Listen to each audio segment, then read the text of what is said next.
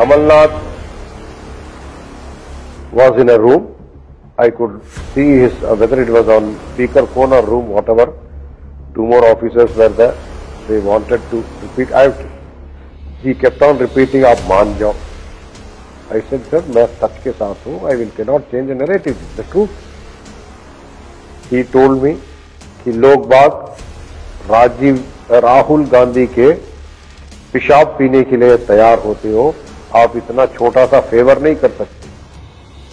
I retorted back saying that तब आप लोगों को पेशाब पीने का टेस्ट होगा, आप लोग पीजिए, मैं नहीं पीता, मैं सच के साथ खड़ा हूँ। सुना आपने, ये गृह मंत्रालय के पूर्व अंडर सेक्रेटरी RVS मणि हैं, जो मीडिया के सामने आकर इस बात को खुलकर कह रहे हैं कि कांग्रेस सरकार के दौरान उन पर गुजरात में हुए इशरत जहां एनकाउंटर केस की रिपोर्ट बदलने के लिए दबाव डाला जा रहा था।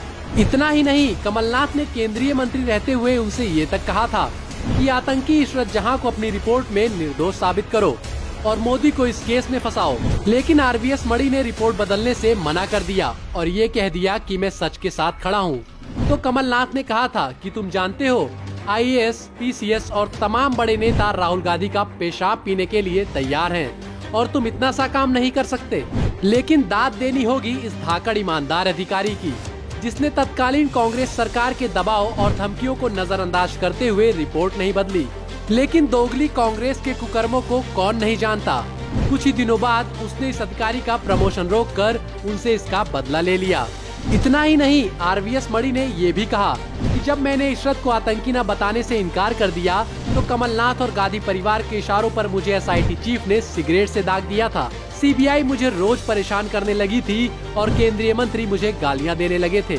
और ये सब कोई हवाई बातें नहीं है, बल्कि ये बात RVS मणि ने अपनी किताब भगवा आतंक एक षड्यंत्र में लिखी है, जिसे आप गूगल पर जाकर पढ़ सकते हैं। अब जरा सोचिए कि मोदी जी को बदनाम करने के लिए कांग्रेस ने कितने घिनौने पाप किए हैं।